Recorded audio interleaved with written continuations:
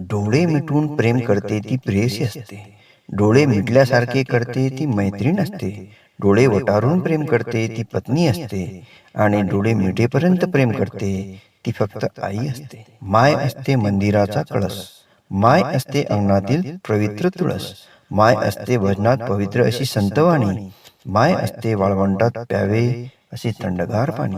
आई असेल सोबतीला तर विष सुद्धा अमृत होईल. आई नसेल सोबतीला तर सावली सुद्धा चटके. जीवन हे शेत, आई म्हणजे विहीर. जीवन ही नौका, तर आई म्हणजे तीर. जीवन ही शाळा, तर आई म्हणजे पाटी. जीवन हे कामच काम, तर आई म्हणजे सुट्टी.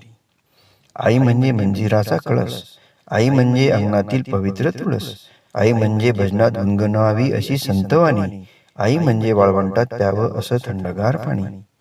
आईच्या शब्दातच माया आहे. ती मृदू मुलायम जणू देवाची काया आहे.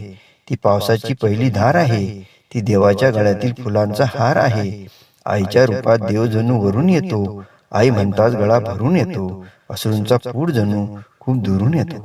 जिच्या रागात सुद्धा प्रेम असतं, जी नेहमी घरातल्यांना आनंदी ठेवण्याचा प्रयत्न करत असते, जिला अनेक टेन्शन असून सुद्धा जिच्या चेहऱ्यावर स्मित हास्य टिकून असते, ती फक्त आईच असू शकते. आईसाठी काय लिहू, आईसाठी कसे लिहू, आईसाठी पुरतील एवढे शब्द नाहीत कुठे. आईवरती लिहिण्या इतपत नाही व्यक्तिमत्व माझे मोठे.